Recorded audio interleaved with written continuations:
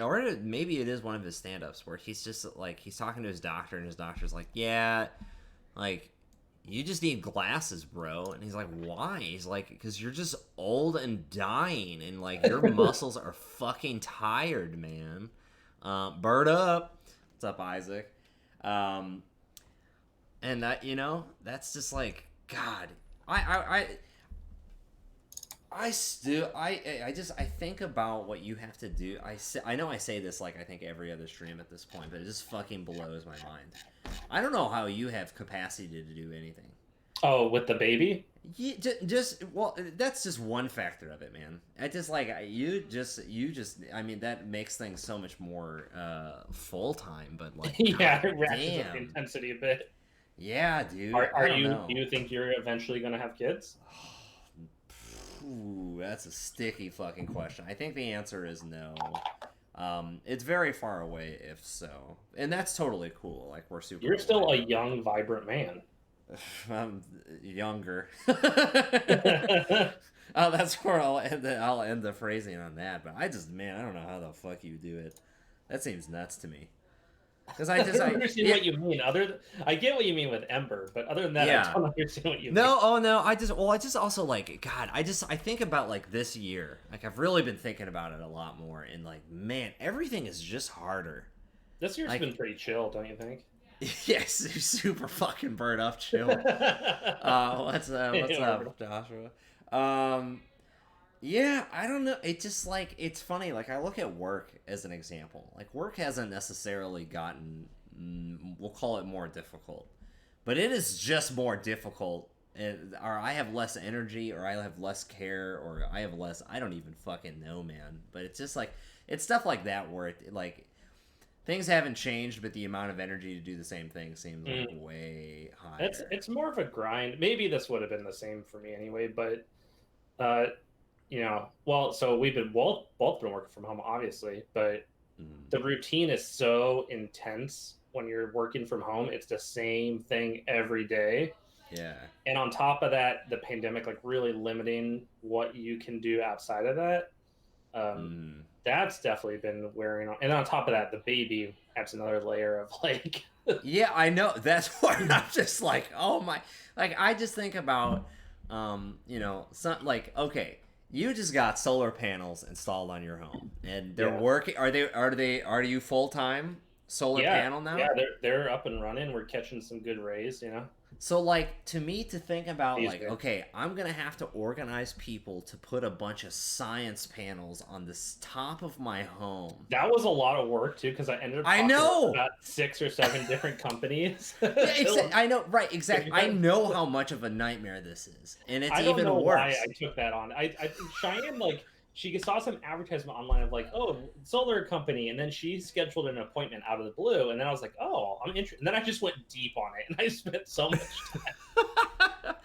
Oh man, it's so wild to me. But okay, so before we're still letting folks get in here just to, you know, simmer in the hot tub or whatever. You know how do you want to hear about the recent house-related maintenance nightmare? Oh yeah, actually. I love shit like this. This will be quick.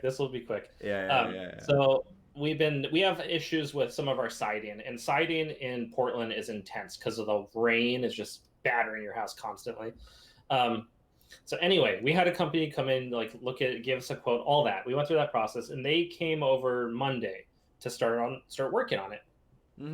9 o'clock, they're down there, and then at about 9:15, I get the doorbell ring, and they say, "I don't want to like alarm you, but we have a major problem."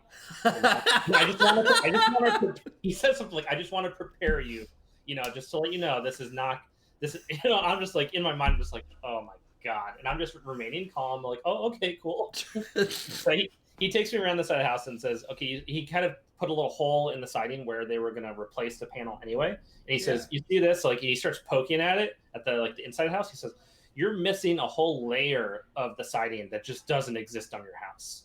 The sheathing it's called or whatever. Sure, it's a whole layer of basically plywood that's supposed to keep your house together so your house doesn't fall apart.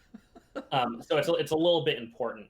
So he's telling me this. He's like, "So what I recommend is we redo all the siding on your house, and this is going to cost About $16,000. So holy shit. So I go in and I'm like in panic mode. And long story short, I end up eventually calling while he's down there, like waiting to start work. Yeah. I call some other companies, just some other siding companies. And then I tell them the situation. And the first guy I talk to immediately says, that guy doesn't know what he's talking about. The siding you have, which is called T111, acts as that barrier. You don't need to do what he says. And I'm just like, holy shit. Oh my God. Can you imagine, like, because, like, you know, I'm strategically handy.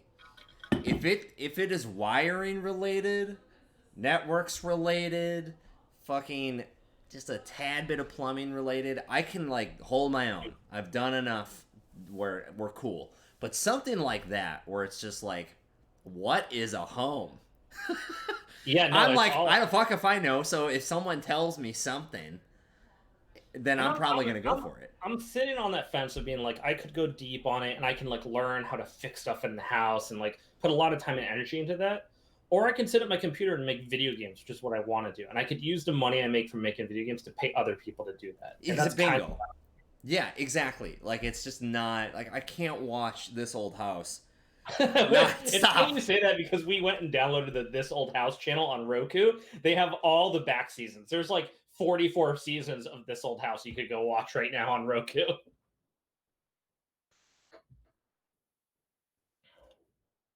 Uh-oh, you there? I'm not hearing you. Hello? Uh-oh, you there? Yeah, my microphone has been doing this cool thing where I don't touch it at all, and it just shuts off. Okay. So then I have to replug the cable, so then that's fucking, it's super cool. Yeah. Okay, all right, so damn, what a disaster. The TLDR is we should just almost a disaster. Luckily, I talked to other people. God, thank God you got the T11 Terminator identifier so that you could get some good advice from people. What a fucking moron. Did you kick that? Oh, wait. Tell us the resolution. Did you kick that guy out and be like? I'm so worried about this contractor.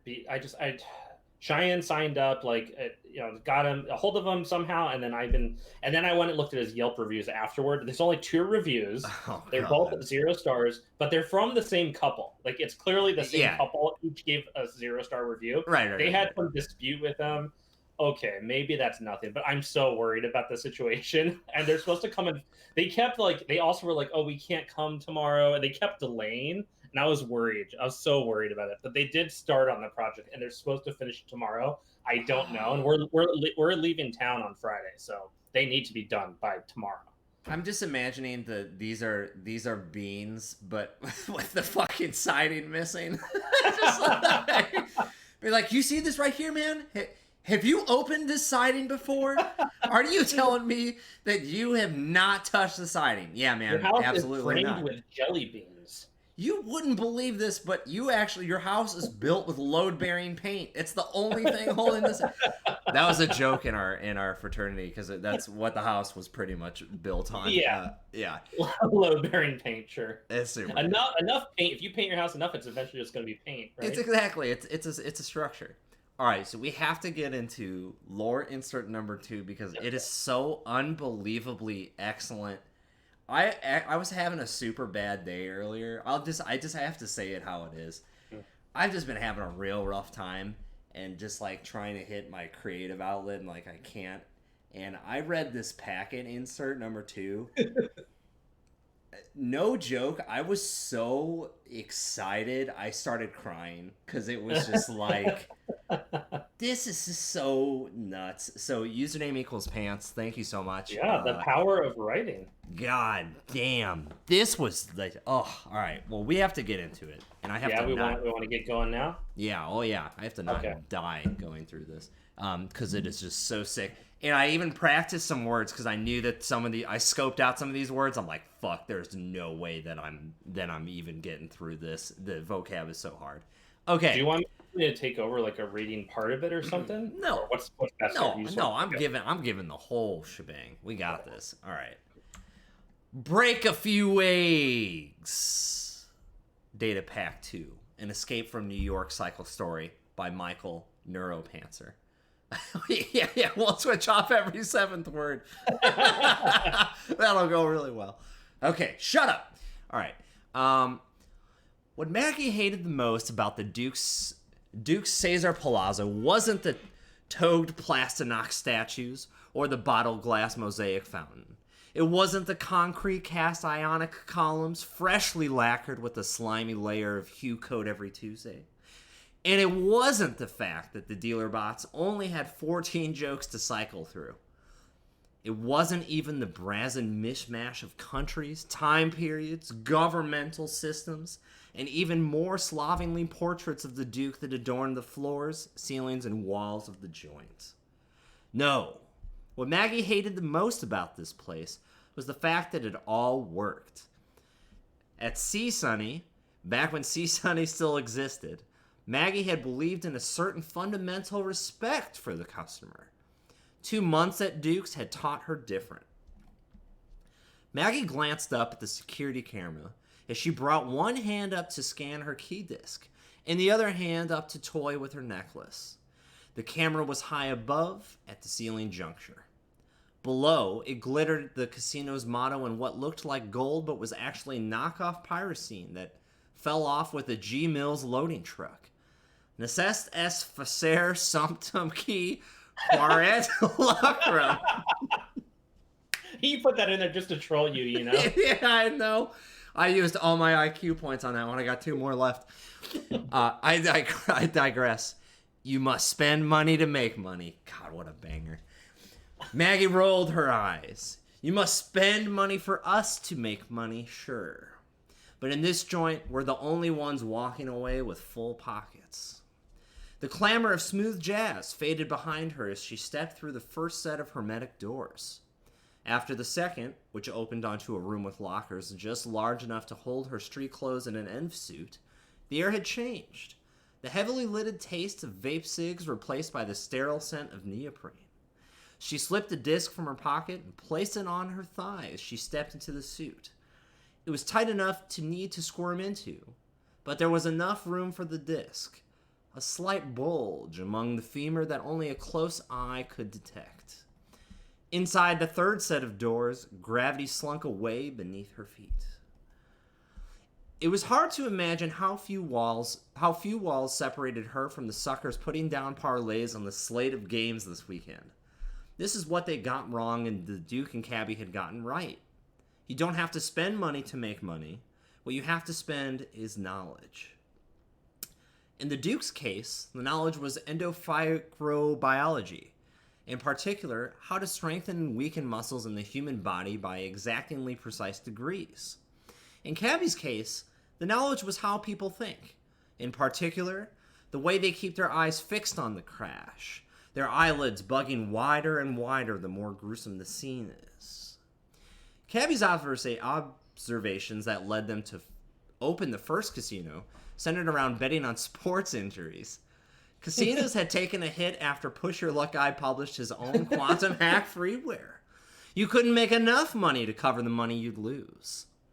When the corpse took over New York and outlawed running the net, the math had changed. Now, the worst that could happen wasn't bankruptcy. The worst that could happen is you and your family in a bag, all on the back of a single payout. If they had stopped there, they would have been successful men. What made them staggeringly rich, what made them gods in the greasy constellation of New York, was the Duke's line of energy drinks, vitamin pills, and protein bath mixes. Every professional team used them. Every professional team leased a licensed trainer from the Duke. And every professional team had injuries when he wanted, in the limb he specified, of the exact severity he demanded. When you control the odds, it's child's play to write a perfect book. Eve palmed herself along the rungs in the wall. A year in the lab, but she still didn't feel quite at home in 0G. There was something seasick about it, the way her head moved too fast and her body too slow sometimes. It was almost enough to make her envy the turtleback model whose musculature she was dissecting today. Well, tonight. She had business to take care of first. In Maggie's case, the knowledge was a bit more specialized. Only 3 students had made it through CSUNY's short-lived program on brain-body interface. One was dead, and the other was working for the butcher. There wasn't another person in New York who understood what the drill bots at the base of its brainstem were doing. It was well past midnight when the lab doors opened again. Maggie had no need to glance up. The gin wafting through the weightless air told her it was little Busto. Hey, you nerd! You'll never believe it! I scored 46 after shattering his tibia today. Maggie let out a puff of breath. She could believe it. It was the best play given the betting lines. It punished the overtakers, punished the overcommits on under after the injury, spoiled the weekend's most common injury parlay, and inched Haas upwards on the season-wide rankings. Every single one of those moves meant hundreds of thousands, maybe millions of credits flowing from New York's accounts into the Duke's. What she couldn't believe is that the Duke had ever given lab access to such a clown. And I mean shattering. Post-game, they said there were pieces they couldn't even find, just vanished from his leg. And that was the serious therapy money. A bone regrow was a delicate procedure. You need at least 2 licensed trainers to oversee it. And for Haas, they'd shell out the creds and do it now. Little Busto plunked a hand down on the plexitile counter next to the clone's body. He reeked of aftershave as well as gin, and yet it wasn't enough to cover up the sweat. I suffer from that type of problem all the fucking time, by the way. Sweat is OP, let me tell you. Sweat hack, that's what we'll make tonight. You don't seem like you'd be that sweaty. Oh, I'm such a sweaty dude. Dear fucking God. Maggie wished belatedly she brought the Nazi blockers into the lab. You know, if I didn't know better, I'd think you didn't like me. I don't, Maggie said. In 0G, when little Busto laughed, his whole body crumpled up like a piece of paper being squeezed into a fist. When he was finished, it was a 3-limb endeavor to stop his spinning and stabilize his body. I swear they ought to just have you on the comedy tour. It's not a joke, Maggie said, and little Busto crumpled again. Maggie tapped a sequence of keys. The drill bots had reached their final destinations and left their last payloads. They slithered out of the brainstem, neurofiber wound around their oblong lengths like silk. What are those? Little Busto asked, out of a fetal ball with one hand grasped to the table. She remembered him being a handle farther away. Neurotemp sensors, Maggie had lied. I'm checking the health of the tissue before I run tonight's tests on it. And the tissue whose health you're checking, that's which one exactly? There was nothing in the words that worried Maggie, more in the way that he said it. Too quickly and steadily. The words of a sober man letting it slip that he wasn't drunk. Trapezial, she said. It was a bad lie and she knew it. She didn't expect to have to give one today. Little Busto's left eye shimmered ever so slightly by the pupil, like a lens flare trapped in a thimble. Small enough that she almost didn't notice.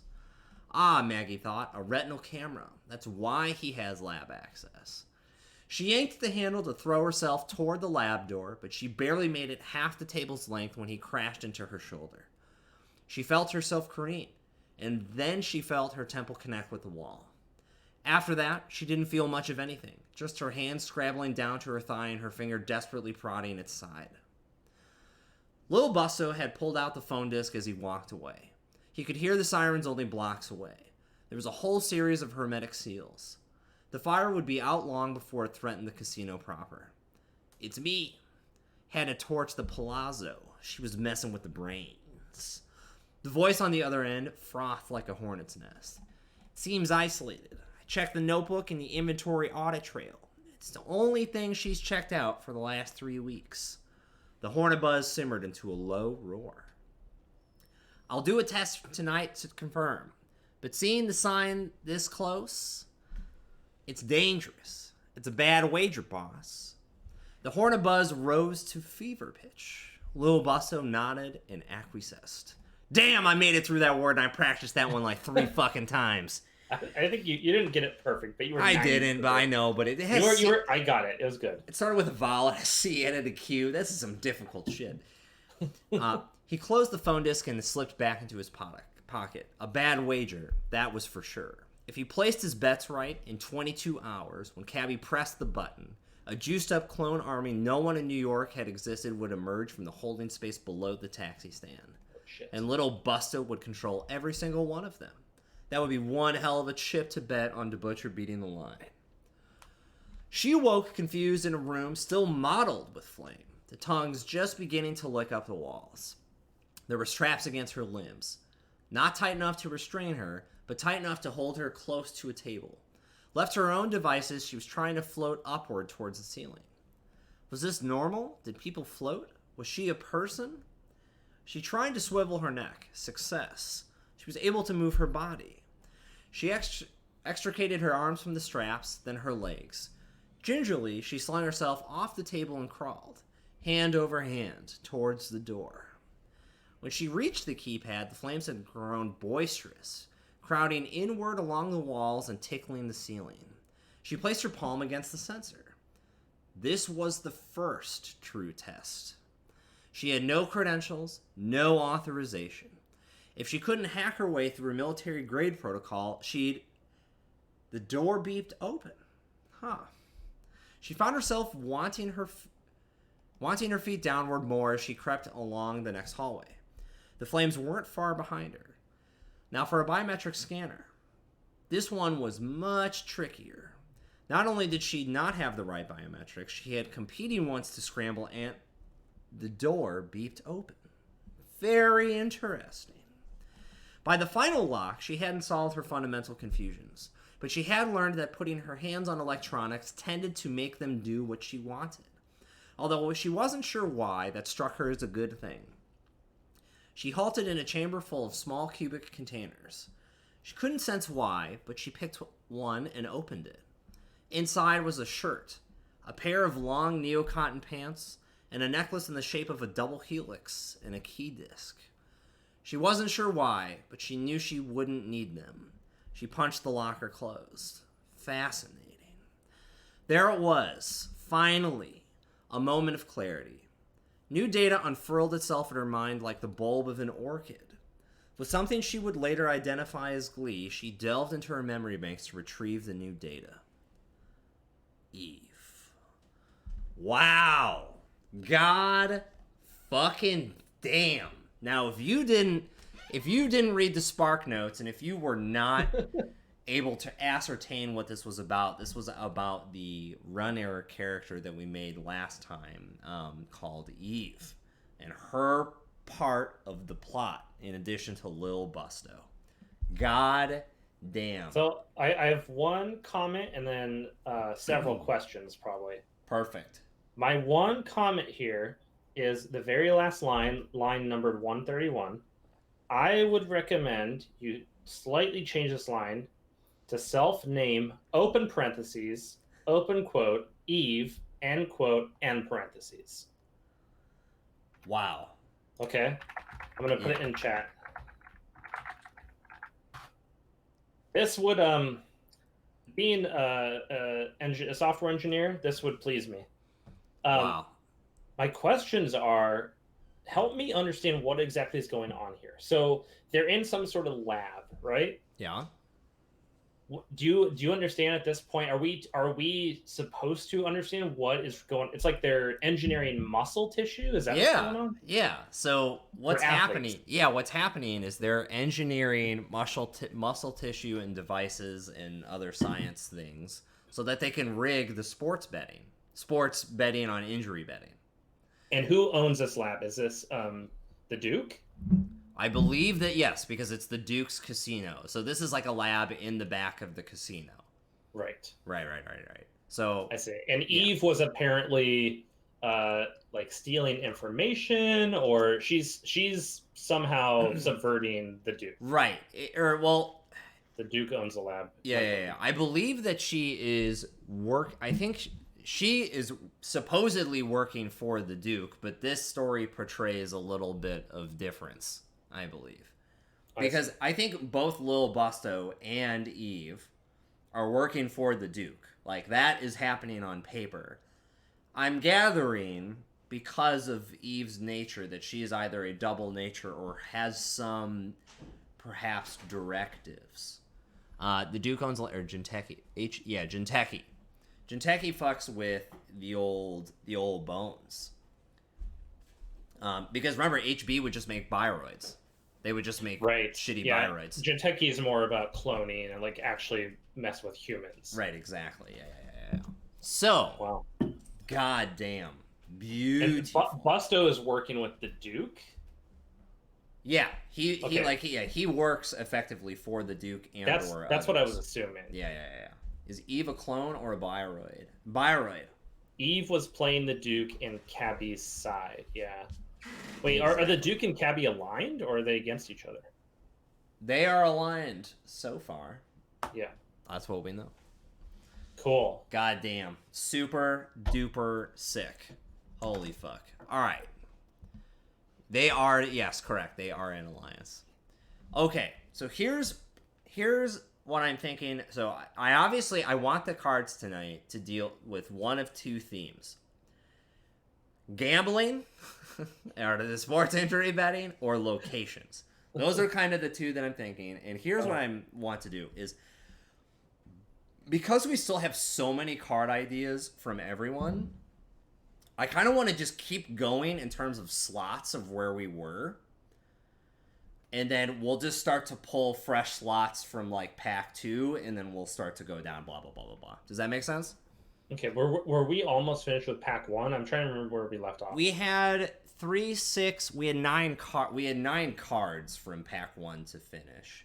So I think that we should just keep going, move to the next theme, unless you are worried about us not backfilling enough. But I think that there are so many gun cards and bullet cards that we already have ideas from that, if we're worried about gun space, I think we're good on what is existing, and if we figure out what's going wrong later, then we can add more. I trust you on that. Yeah. Tight. Are we looking for shaper cards? Yeah, we're looking for everything. Goddamn. What is Michael saying? It's on the Lord campaign. Yeah. Oh, you will write, and you will publish, and you will be paid. So gambling anything. And we're not looking for overhaul, at least on this stream. We're not looking for pot smoking, that too. Obviously. But just for, if you want to make shaper cards in general for the channel, then that's the best. Y'all plan on going through all of the fans submitted, or is that more of a, we will see how that plays out. I still have to format it all and get it in the chart. I still have everything saved, but I have to move it so that there's a workable fashion. All right, let's start to get into the fix. And let's start with, here's what I would like to make first. So we'll deviate from this. We will do Corp, NBN, Identity, Corp ID. And I want to make, the Corp ID has to be Lil Busto's Casino. It just has to be. I think based off of the lore in sort, and I think that what we did for the first cycle is we started to make wager cards, and we have continued to make wager cards, and I think that the NBN ID needs to deal with wager cards. Okay, let me look at, what was the previous NBN ID? It was... Wait, that was the weird... Oh, sorry, I did have that question. So the weird thing is I felt like we made an NBN ID, but it was not here. I think I see it. Line 63, I have it highlighted. Oh, did I fuck something up? Yeah. Once per turn, when the runner initiates a run, you may start a wager. The runner may place any number of credits on Sports for Sports. The runner may only use credits on Sports for Sports during this run. At the end of the run, return all credits back to the bank. Yeah, so that was that might have been the original. Oh, wager. So I think what we do is so maybe we make this one of the... Oh, why don't we do this? Why don't we make this an Alliance Squared ID? Oh, okay. Here's what we're going to do. Okay, so I'm going to write this in the notes because it won't work here. But I'm going to write Alliance Squared... oh, God. I have to fix this keyboard a little bit. Alliance Squared 2, Wayland Secondary. Yeah, I think that makes sense. And then, because it's the oh wait, no, it's not Wayland, it's Jinteki. Sorry. Yeah, I was thinking because the data pack is Jinteki. Right, exactly. Yeah, the lore. Right. And it's sports betting, for-profit hospital, beep, right, exactly. Okay, so Lil Bustos Casino. So technically, this might be the Duke's, or actually, no, we should call it by the official name. Is it the lab we're calling it? No. It's painted in gold at the bottom. The Duke's Caesar Palazzo. That is the name of the card. How many data packs are we planning on doing, Cranked Ass? 6. Yep. Right, that's what we did last time, right? Last time I think we only did 4, actually. Okay. Oh no, sorry. Okay, sorry. We were gonna do 5 for this. 4 100% generated on stream, and the 5th I think will either be 5 or kind of 5 and 6 with enough user cards, because I think we'll have enough for that. Okay. All right, Caesar Palazzo. So this is an Alliance squared ID. Let's think about, or the deck count. Do we need to iterate on this? Let's put in the basic numbers to start. Okay. And then we could tweak them. So 45, 15 just to start. We don't...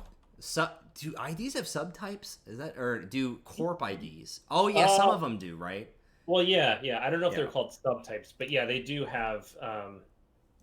They basically have subtypes. Okay. Oh, so we have Alliance too, so that'll be there, and then I don't think we because some of them are divisions, you know. Mm-hmm. Oh yeah, exactly. Division, subsidiary, right, branch, all that kind of shit. Okay, tight. All right, cool. So I don't think we need to go too hard into that, but okay. So because this is Alliance and Jinteki. Here's my thought, right? So the theme of this is that they get paid for injury. So I think it should be kind of something like whenever the runner suffers at least 1 damage, gain a credit. And then we need I want the Alliance factor of it, which is going to be something where like, okay, this will be, this might be difficult. So here was my thought process was, we want to involve like Jinteki and NBN cards. So we want triggers off of both of those, or something like if a turn ended in which a runner suffered tags or damage from NBN and Jinteki cards, gain 3 credits each time, blah, blah, blah, blah. You know what I mean? Because I want it to like stack. First time you deal any amount of damage, start... Oh, here we go. Let's see. First time each turn you deal any amount of damage, immediately start a wager. If you win the wager, deal twice the amount of damage instead. Alternatively, if you win the wager, gain credits equal to the amount of damage dealt. I think that it's got to be that, right? Because how did we rig wagers? I'm looking at that now. We have 13 references to the word wager in this. Yeah, because I thought the whole point, like, we also kind of want to stack it a little bit against the runner, kind of like side games. Or, no, it was, the whole point was, like, the wager wasn't, you couldn't, like, dodge it. It was, like, the whole point was, like, if you tried to throw a lot of money at it, that wasn't just going to solve your problems. Basically, like, starting a wager is very loosely defined in this cycle, as you might think. In some cases, it means the runner places credits on the ID. In other cases, it means, like, both players secretly spend some amount of credits. Yeah. Maybe that's how we're going to do it, I think, as the second one on this one. So it's going to be the first time... maybe? Okay. So do you want it to... If it's NBN, but you want it to like trigger off of meat damage from Wayland cards, is that kind of the idea? No, I was trying to think. So I kind of want... I want any time the first time each turn the runner suffers any damage, start a wager. That's the starting text I want. Okay. Yeah. The first time the runner suffers at least 1 damage, start a wager. Okay. And now, here's what I kind of want. Is we want the corp to be able to gain more, or to benefit if there's more damage. So how can we make that a fact? Wait, say it again. The runner benefits if there's more damage? No, the corp benefits if there's more damage.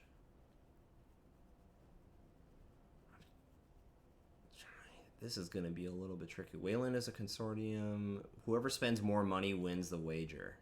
Well, so like we also have damage wagers. Right. Yeah. A damage wager where the runner starts to damage, and then the runner secretly suffers 1 to 3 net damage, and the corp guesses, and if correct, the runner gains 2 tags. Oh god. So wager basically it means like at the base minimum somebody is guessing some number. You know, that's what a wager is. Yeah. Okay.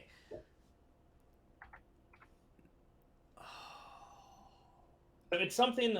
Okay, so the first time each turn the runner suffers damage, start a wager. Right. And then how about something like we can sort of reverse it where it's like the runner. I'm trying to think how this would work. Oh, this could be cool. The runner secretly spends up to I spend the runner secretly spends money, right? Credits. Right. Yeah. The corp guesses the number.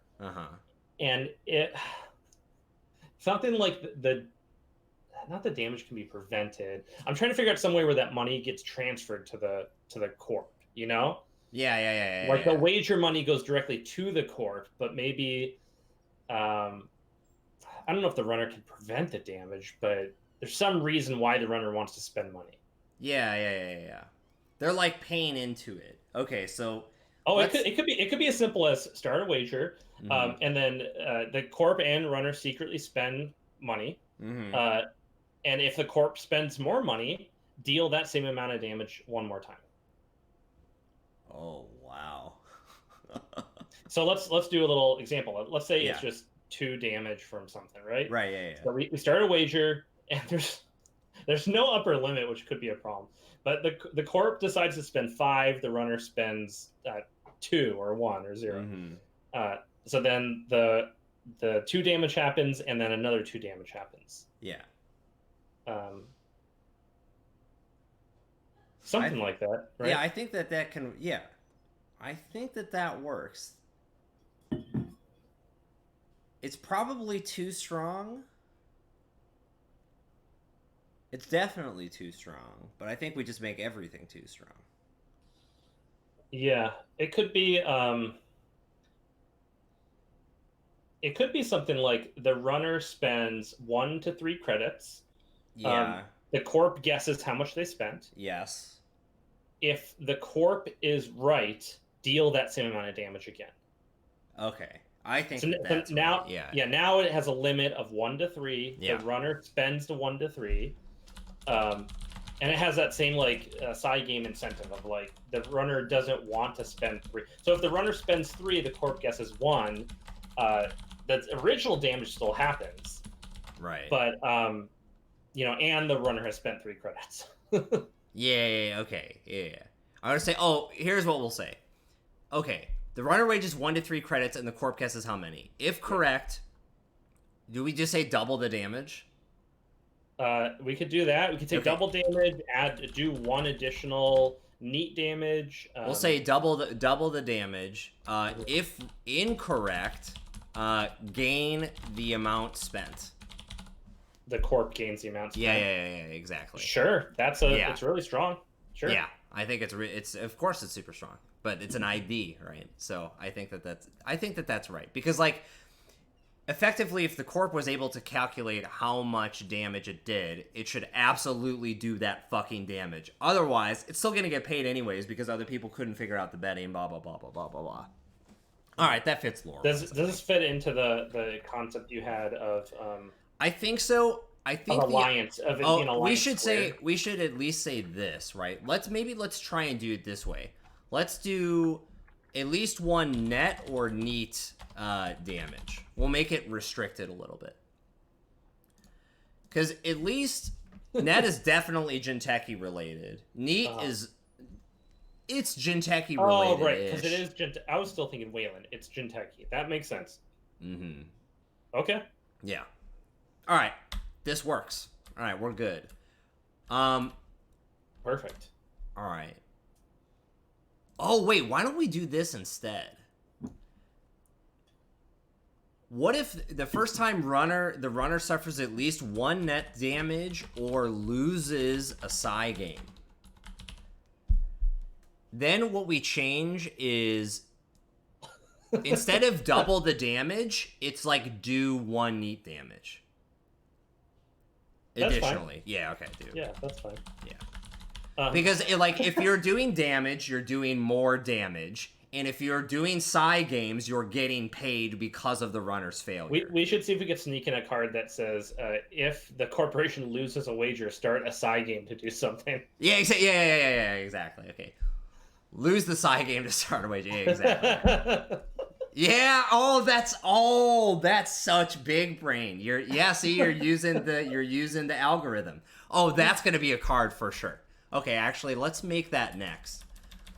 Okay, so runner shaper. So here's the problem though, is that the next thing I wanted to rip from the lore was Push Your Luck Guy's algorithm. But I wonder if we can somehow have it so that the pot smoking shapers put their fucking dumb twist on it. You know what I mean? So okay, So wait, what's the deal with the Push Your Luck Guy? Remind me of that. So in the story, Casino started to lose money because of Push Your Luck Guy's published algorithm around winning. He figured out a hack. Exactly. But then they adjusted it in such a way or introduced, because they reduced running and then they started to rig the bets with the strategic muscle placement, blah, blah, blah, blah, blah. So I kind of want, maybe we do this. What about this? Okay. So I just thought of a good shaper card that's interesting and was used, which was Net Ready Eyes. Oh, Net Ready Eyes also deals damage to yourself and is it's cool because you get to modify different icebreakers. Is that card out of play at this point? You got rotated? Well, I mean, this is Cube Draft. This is Hypercube base, so it's in. Yeah, no, I'm just curious outside of that. Oh, I think it's still in the game. Oh, I'd be shocked if it was out, unless it was something really weird. But it's a cool card. So what if we actually change this to? I'm not going to say Shaper Resource. I'm going to say Shaper Hardware. And let's do this at Smoke Ready Lungs. Oh my god. Hell yes. Okay, easy. So maybe what are those hardware? Cybernetics? Maybe this is a cybernetic. Yeah, exactly. Okay, so it's a gear for sure. Gear and cybernetic. Okay. Yeah, okay, I don't think we need to do anything else. We'll say it's yes, because you can only have one. Subtype 3, New York. Oh my god, Smoke Ready Lungs, so fucking OP. Okay, subtitle Nazi class, that's so great. Okay, so presumably this is going to be some, they need to suffer. Okay, so, we can piggyback off of this. So when installed... God, what type of damage? Well, we have many to choose from now. No, I know. Okay, suffer 1 Brian damage. Because that's unpreventable brain damage, if I remember, or off of the deck. Is that how Brian damage works? It actually. God, I just fucking blanked. Why am I forgetting this? I mean, if we can't remember, no one's gonna remember. No, we just talked about this last week. It's mill. Yeah, it's mill. That's right. Yeah, it's milling. Okay, I like that because any place I'm gonna start fixing up the sheet. Any place we say Brian damage, let's say mill. You know? Yeah. Okay, cool. So because it's mill, it's gonna be at least we'll do suffer 3 Brian damage. But we'll make it real good. So I want to say we still have to call it Brian damage, but at least when it's published, when we have the codex out. So we kind of want this as potential, I think, damage mitigation and or wager mitigation of fixing the odds. So maybe what this is it's something like the first time you would receive any amount of damage, you may forego your next 2 clicks to... I kind of want to lean into the whole also like O&R, like pay the clicks later strategy. IOU system. Yeah, because it's also these pot smokers. They're delayed. Time slips on you, you know? Yeah, they have good delays and bad delays. This will be one of their good delays of like, if they thought they were gonna draw that card that they loaded the deck with, nope, that shit's fucking What if gone. it's when, let's limit it to like damage checks. Let's say when you suffer, let's say like net or meat damage. Keep it simple. Mm-hmm. You may forego clicks equal to that damage to prevent that damage. Oh, deal. Okay. Whenever you... Your next X right. clicks where X is equal to damage. Whenever you... Okay, let's just see what Crank said. Because he does have some very, very, very good ideas. The first time you make a successful run on R&D, you may call a number. The corp reveals the top card of R&D. If the number you guess matches the res, blah, blah, blah, access additional cards equal... I hate it so much. No. This is a good card, but for a different faction. Yeah, IPO, you played an 8-cost card in your deck, you fucking moron. Hold on, there is something there, but it's not this card. It's something that's like RNG Key 2.0 or something. You know what I mean? Yeah. Whenever you would suffer net, or what did we want to say? Net or meat. Keep it that simple on this one. Net or meat. Okay. Yeah. Damage. You may instead forego... Oh, I would say when you would suffer, let's say X net or meat damage, you may instead forego X. I spelled that wrong for sure. There we go. Forego X clicks to prevent that damage. Yeah. Forgo your next X clicks. For your next. Tight. These dumb fucking pot smokers. I'm thinking about this card. Like, is this a good card? I don't know. It is in the sense that like you cannot be flatlined anymore, right? Mm-hmm. Like you could just say I'm not flatlined anymore. That seems like it'd be very good. Like, right? yeah, you're just in like remember like I'm incentivized. Like we don't have to be super duper worried. I think about the power level of these because remember, there's one playset of this. And one person is going to get it. That's why we're trying to make all these cool personal, like, arsenal tools. Maybe we should just make it hit net or meat and not both. Something like that? What do you mean? Well, it's like it's too broad right now for such a strong effect. So it could just be whenever you would suffer X net damage or X meat damage instead of both of them. Oh, then I think we do X meat damage. Okay. Yeah, this card is basically saying you cannot be flatlined by meat damage. Yeah. Exactly. It's long. Yeah. You have to zap my brain with net damage or brain damage, not this fucking meat damage, whatever. I smoke pot every day. This card is very, very good, but you know. Tight. All right. I like it. That's really good. Okay. So a runner shaper program. So now we could potentially check out Cranked your meat damage because your dumbass starts coughing. Exactly. Yeah. I think we're good on the meat damage. I think we're aligned. That's super sick. Okay. So now let's think about I want to think about a gambling program. Oh, okay. Here's the thing I would like to do. Maybe something like this. And okay.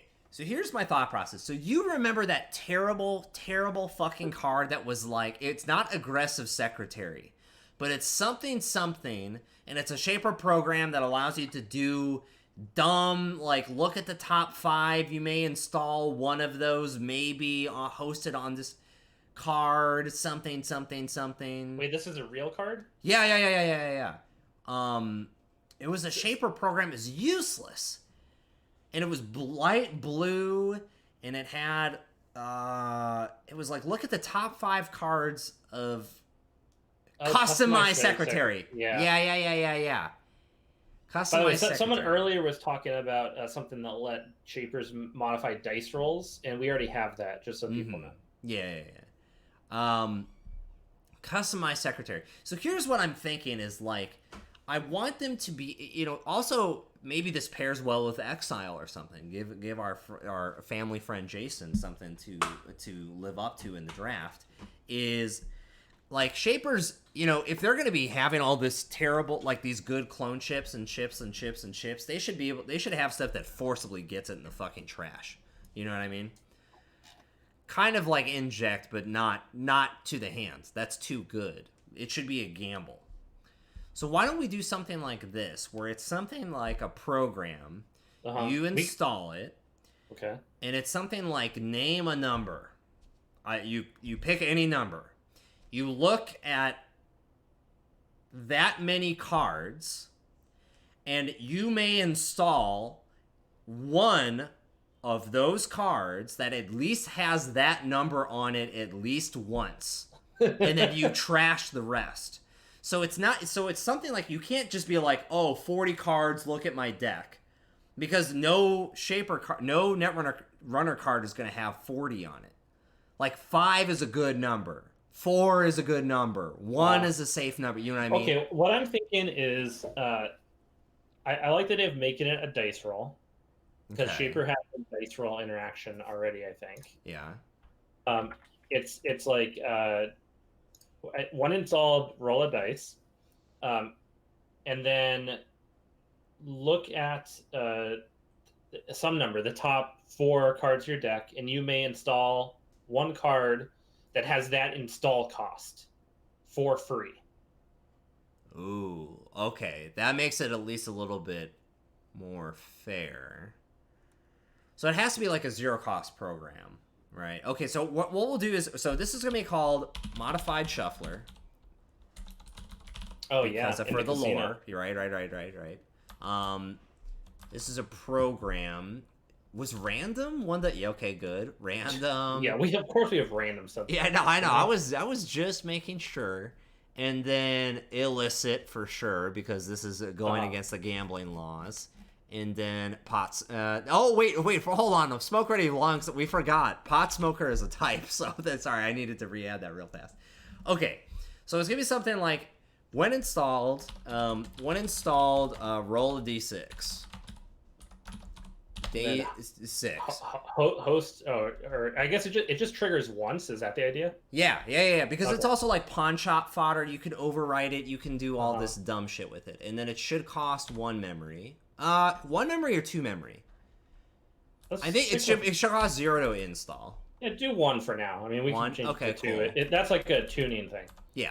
When installed, roll a d6. Look at X card. Well, look at the top X cards, or what is an elegant way to say, like, look at your die roll amount of cards you may install? Look at the top X cards of your stack. You may install one of the... So here's the thing. Like, it's really interesting, because you're probably going to have a lot of cards that cost 1 or 2 to install, but your chances of seeing those cards on a die roll are really low. Yeah. I'm almost thinking it should just be like, look at the top 4 cards of your deck, and then you may install any of them for free that match the die roll. Okay, so it'll be like a fixed number of cards you're looking at the top. But okay, so I agree with the fixed amount. Maybe that's good. So let's say look at the top 4 cards of your stack, and then I'm going to say this, or propose this, is you may install or play any of one of the cards that at least has the number printed on it somewhere. I don't want it to be the install or play cost. Okay. I want it to say, like, you may be the flavor text or something. Right. Exactly. Yeah. Or like the set ID or the card ID or anything. I mean, I'd say there's probably a real good chance that you'll get that number somewhere on that card. You may install or play a single card that has that number printed on it. That has your rolled number printed on it. Anywhere on it. Literally anywhere. See, I think that's great because it could be in the artwork. Like there could be that number in the artwork of the card, and that works. Absolutely. If it is exactly. Didn't we have one card that was like, if there is a hat on this card or something, like fucking you can do anything you want with it, a top hat? Yeah. Okay. I think that's super good. It's like a kind of, the thing is there's not real, I mean, it's a modified shuffler, so there's no risk. That's the whole point. I don't think we need risk on this. How do you feel about the card? I think that this is pretty okay. Yeah, I think it's fun. I don't know. This is where we can mess around with numbers on it to make it more exciting or something. Exactly. Yeah. What about a card that says you can no longer prevent damage, but you can change it to a type of your choice? Interesting. That's kind of cool. I do like that feature. That's a good feature. Let me think about that. I think we're out of shaper cards probably for this pack. Okay, Runner Anarch Event. Okay. So here was a theme I thought about earlier because I knew we wanted to do self-damage and gambling and damage. I really wanted to take and enable Eric Fetaplace's nightmarish tendencies for self-damage deck, and let's make that deck good somehow. Let's give it some beef. What is it missing? It's missing. There was the multi-axis Clan Vengeance, was it? There's Clan Vengeance. There's Guinea Pig, which is money. There's Bin Breakers, which are bin breakers. Is Clan Vengeance is still in the game? What was it? It was Clan Vengeance and Zero that was a real nasty combo, right? Yeah. It was Wait, say that again?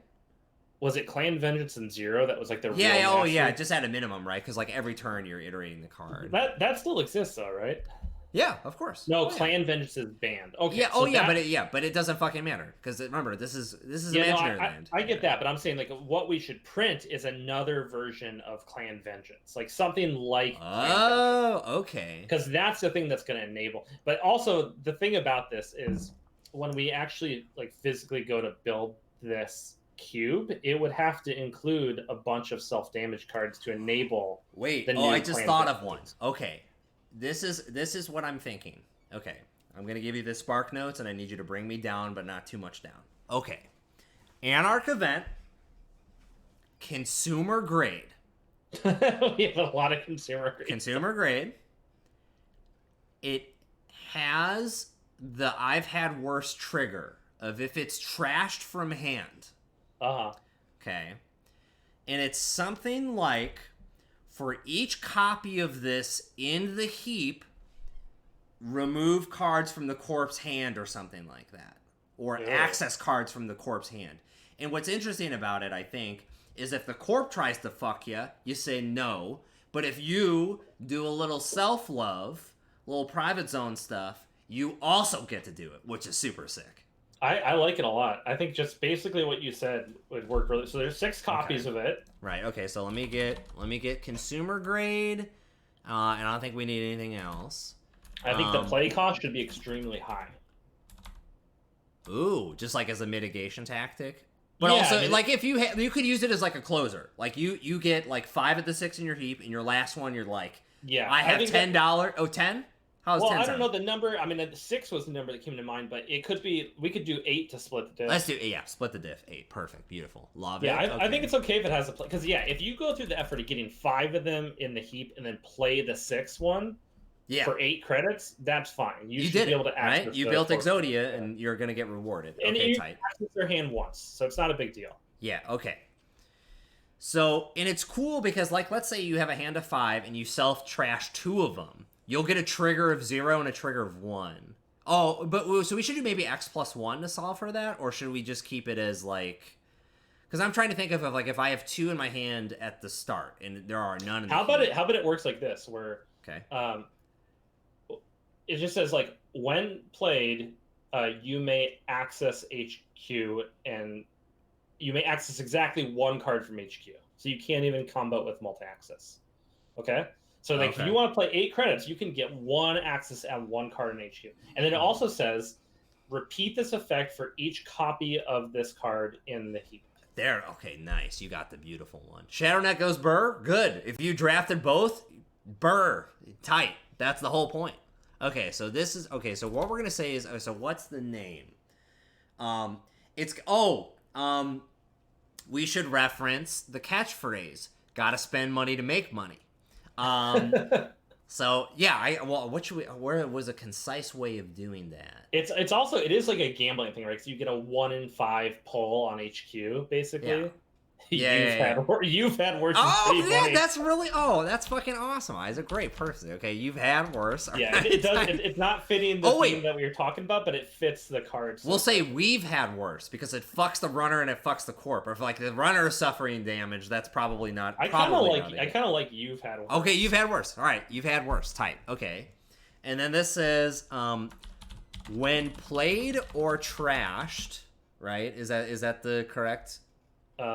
Or trashed due to damage. Well, trashed. We'll say trashed. But I guess that works because it covers every way that it could get trashed. I guess is there any effect that the runner can trash a card from their hand without doing damage to themselves? Absolutely, like guinea pig. There's a self-damage deck. No, I'm just saying. Yeah. Is there an effect that allows the runner to do? I guess it doesn't matter. This doesn't matter. They just say discarded cards are not considered trashed. Okay, so yeah, this works. Or trashed. Yeah. Okay. Yeah, when played or trashed, access one card from HQ. All right. Yeah, say like access exactly one card. Oh, okay, got it. Exactly. I don't want it to combo with like HQI and stuff. Okay, that's cool. Repeat this process for each copy of this card. Of this card in the heap. Yep. Tight. I think it's as simple as that. Yeah. Tight. Beautiful. I don't think we need to do anything else. No, none of that stuff. I don't. Yeah, if anything, we have to tune the play cost might need to be real like higher than that for all I know, but it's in the ballpark. I think that it's fine, right? That's good. All right. Worst case, we need to bump that up a little bit. Okay. Yeah, Anarch that's program. A cool card. Anarch program. And perhaps we want it gambling related. Right, because it doesn't make sense. Again, the theme of tonight is like match the lore insert of gambling, casino, or do location. Right, exactly. Oh yeah, maybe we do. Oh, maybe this is a good like kind of like a Duggars type of deal. Like remember, because Duggars is gone now, so we should also. It could be a virtual. Like I'm thinking, program doesn't really make sense to be a location, but it could be a virtual location. Oh yeah. We can fuck with these types. That's not like super important. So let's just start with resource to start. You may suffer meat damage instead of spending credits during wagers. Oh, interesting. That is a bit of like we kind of want some self damage in this. Yeah, you may suffer meat damage instead of It's kind of like this is a terrible thing that I just thought of, but it speaks to the scene. There's the TLDR is in an episode of Mr. Robot, a rich guy pays a homeless dude like $300 just so he could beat the shit out of him and get some aggression out. It's a horrifying, mortifying scene. I think that's exactly what this is. Was it under a freeway underpass or something? I vaguely remember this. Yeah. It's insane. Okay. I kind of like you can make it apply to Psy games too. I think so, right? Maybe it's how could we adapt it to a location? Because I think it should be a location. It's something like boxing ring or boxing club or a training club of some sort, right? Like boxer training or. Here we'll do this. It'll be so the art for this. If you could help us connect this up, Michael, that'd be appreciated. Boxing, right? Exactly. I think that what we can do is we'll call it the punching bag. That'll be the name of the boxing club or tattoo parlor or something. Right, exactly, something like that. So we do the punching bag. This is a location. It's definitely seedy. Oh, there's a cage fight at some point, I've been told. Yes. That is true. We can't talk about it. This is the boxing ring at the end of the movie. Okay. So location seedy. These should actually be flipped as another Easter egg. And we'll make this a clan resource too. Because there are a couple clan resources too. What about this, where it's like You may remove counters from... Because clan resources have counters on them. And then you have your cards in your grip. So maybe it's something like... Suffer 1 meat damage or remove a counter from a clan resource. Use this as a credit for a wager or something like that? Is that what we're trying to get after? Yeah, I think so.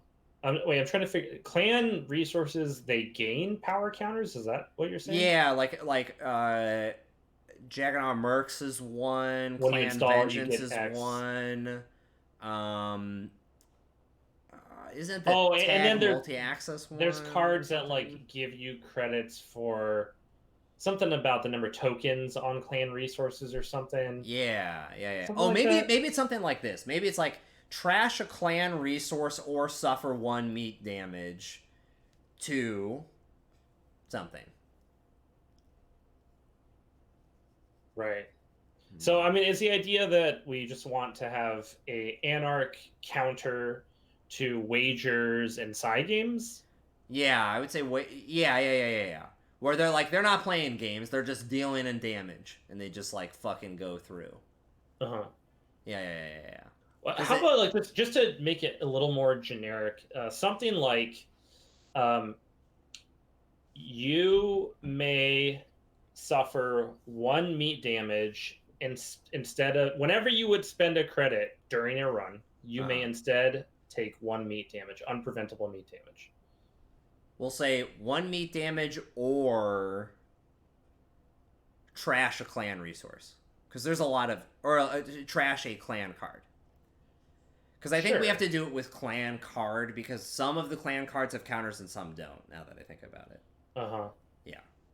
I don't know that it needs to be clan. Oh, just resource? Oh, maybe say clan or connection?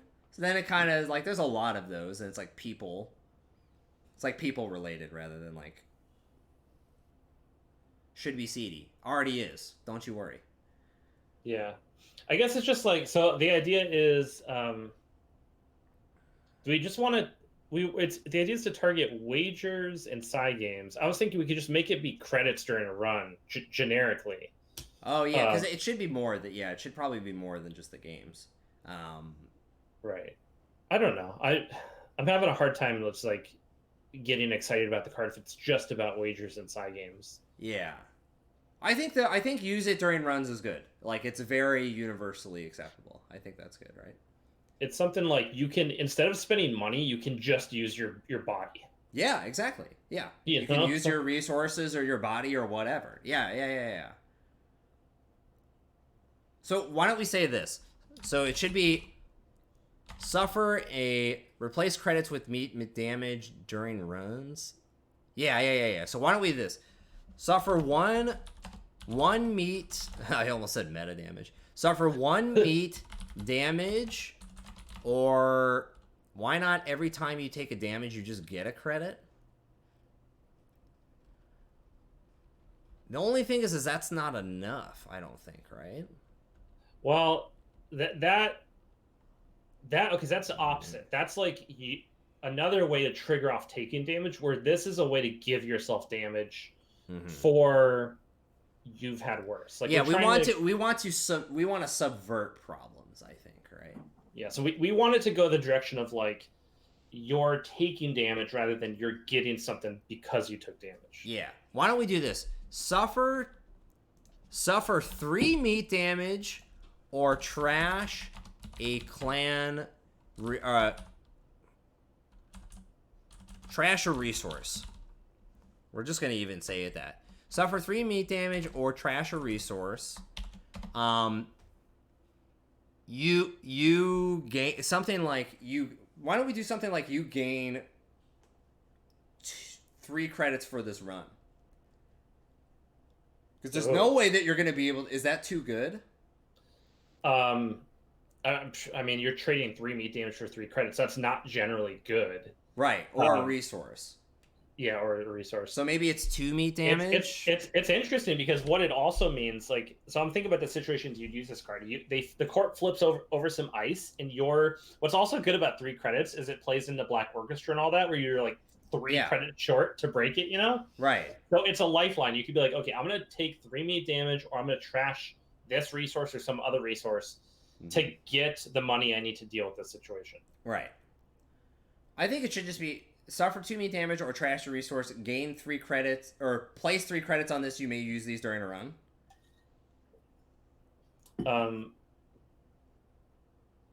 Yeah, I think so. I think that's fine. Okay. Place 3 credits on this resource. Credits may be used during runs. Done. Yeah, I think that's fine. Now I have suffered 2 meat damage, or do we want to keep it at 3? I feel like 3 is really high for this. Yeah. 2 seems a little bit better. All right, let's keep it at 2 and let's see what happens. Cool. All right, so we're just beating the shit out of ourselves or one of our friends for a couple of dollars. if you have I've had worse and you've had worse in a deck, you want the punching bag. Yeah, exactly. Yeah. I want to make sure that like there are at least good 2-3 card combos that if you can get that like it would be really good. Tight. All right, cool. Let's get to the next one. Runner neutral resource that is related to gambling and or locations. Now, we did do the India Palace as our neutral location last time. Let's make another location. Yeah, absolutely. Okay. Resource location. What is a neutral location for gamblers? Let's think about this. OBT? OTB. That's off-track betting, but that's okay. I'm thinking it could be, so instead of going to the casino to bet on these sports injuries, you go to like an alternate casino to bet on the sport injuries. Right. Okay. So there's OTL, which is on the lam, OTB, which is off-track betting. You know what would be cool for this card? What? What if it allowed players outside of the game to bet on the result of the game for cash, real cash money? Ruined. Ooh. Wait, maybe somehow... Okay, so let's piggyback off of this a little. A casino where you just bet on the sports, not the injuries. Who cares about that? Who gives a shit? That's so great. Joe censors, but they do a legal sports game. That's smart. Remember Censors? It's that sports bar near the FG Center. Oh yeah. Isn't that what Crank's talking about? I think. Yeah. I like the idea of making it. Is that what that place is called, Crank? Joe Censors? I think that sounds correct. And I think okay, I like maybe that idea a lot. I like that idea. Okay, all right. So we'll call this Joe's. I think Joe Censors. Oh, Joe Censors. All right.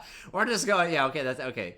Joe Censors. Yeah, Craig, can you just double check the spelling on that and all that? Oh, so he just double checked. Joe Censors, shit. You got it? Yeah. Okay. Wait, what the fuck just happened? Okay, there we go. Okay, Joe's Censors. Okay,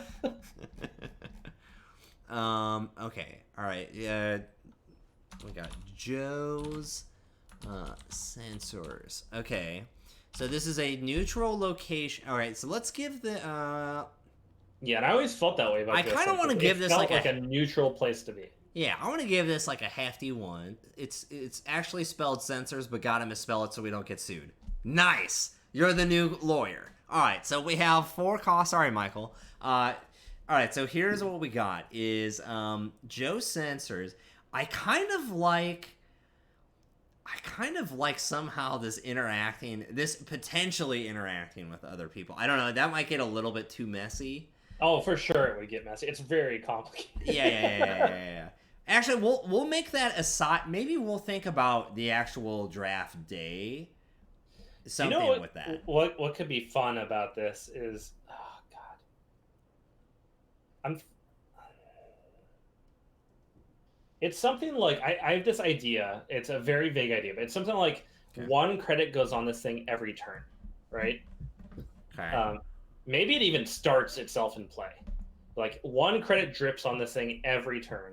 Yeah. And then it's something like the runner decides when to take the money, and then they have to win the game right then and there with that money, or they lose the game. Something like that. Something where it's like, I have this in my mind where like it gets toward the end of the game and the shapers or the runner's about to lose, and they have a stack of 20 credits on this card, and they could take all this money. I was just okay, like kind of, yeah, okay. The other thing I was trying to think was like, see, here's the problem. So here's what I was thinking. So I like your idea, and how I was going to piggyback off of that even worse was like anytime a neutral any card is played, put a counter on this. That's okay. I love that idea. Okay, and let's merge it with Crank's idea. So Crank says at the start of your turn, you may take all credits from this card. We like that. If you do not, add 3 credits to this card. We'll change that part with my idea, I think. If you do, you lose the game at the end of your turn. Okay, so that's the good starting ground. So we'll modify this. So we'll say Joe Censors here. At the start of the game... at the start of the game, you may take this. If you don't win turn 1, you're fine. At the starting turn, you may take all credits from this card. If you do not... Okay... What we're gonna say? No, so we don't need that condition. Just exactly. You may take all, and then it's like whenever a neutral card is played by the corporate runner, add 3 credits to this card. Yes, exactly. All right. So, and then something like a neutral card is played. Yeah. Place 3 credits on this card. Sure. Tight. So. Your mainline Cold Stone opener. Play Joe Censors. Take 3. Take 4. Take 4. Take 1. Olive Garden, breadsticks. Done. Okay, so that's Neuropanzer's new line of attack for Roseville Draft 2. Perfect. Well, okay, I want to make sure we get it in there that you lose the game on the turn. Yeah, oh no, it's still there. It says, if you do, you lose the game at the end of your turn. Oh, okay. Yep. At starting a turn, you may take all credits from this card. Check. Whenever a neutral card is played, place 3 credits on this card. Check. If you do, lose the game at the end of your turn. Check. I think we're good. Okay. Is it unique? I can make it unique right now. I think it should be unique. I think it should be unique, but you get to have 3 in the deck, or it starts in play. Let's just keep it. It's 3? Unique, but you get 3. I think that's okay. All right, that seems good. That's an interesting one. If you get it early, I like that it triggers off the corp cards too. Oh, we should say. I'm gonna say whenever a neutral card is played or rest. Yeah, I was gonna say the same thing. Tight. Okay, yeah. I was like, I was thinking about ice. Like something's fucking missing. Yeah, now it works. Now the card works. Okay. All right. That's a great idea. Neutral event. I like how that came together too. There was a combination of like 3 different heads merging on that. Yeah, that was a real Cerberus merger, you know? Okay. So let's try or scored. Oh, that's fair, right? Sure. Or yeah, scored. Okay. Good call. Thank you. Res or scored. Or scored. Place 3 credits on this card. Okay, cool.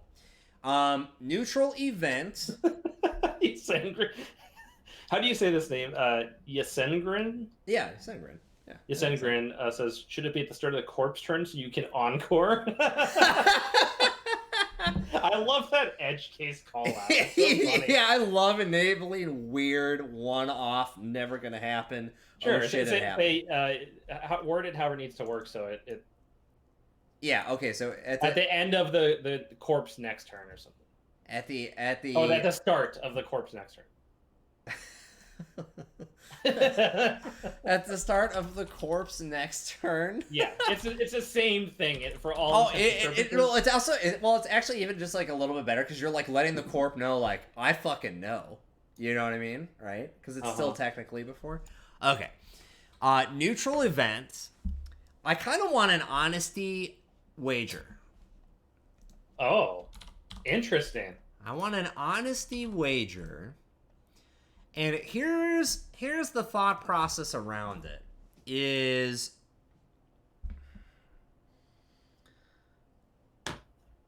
what if it's something like I kind of want to play into self-damage again as well, where it's something like the runner's like, I will suffer damage this turn. And then the corp has to say yes or no. Uh-huh. And then if, let's say, okay, so if the runner... We have so many cards like that in the cycle. I know, it's so sick, though. These cards are always so much fun. Yeah, because it also, like, kind of possibly reveals, like, corp traps, or, like, if the corp really knows what the runner's gonna fucking do, then it's, like, metagame, like, I kind of like it. Okay, Wait, so the idea is that the runner's gonna say, I'm gonna suffer... they're gonna say, I will suffer or not suffer damage this turn. Uh-huh. And then the turn happens. Yeah. And if the runner was honest, something, and it probably is minor, right? Yeah, I mean, in practice, I think what's going to happen is it's going to be the runner's going to say, I'm going to suffer damage. Mm-hmm. And the corp's going to be like, oh, there is a rezzed ice that does a net damage. Right. So, of course, you're going to suffer the damage. Yeah. So I don't want it to just be like, just good. But, or maybe it's like just like a small benefit if the runner is correct. Like, I will suffer damage or I will not suffer damage. In either case, get like 4 credits at the end of the turn or some cool effect. But let's say the runner is wrong. In either case, they didn't suffer damage and they should or shouldn't. Uh-huh. It's a bad penalty. It's like fucking really bad.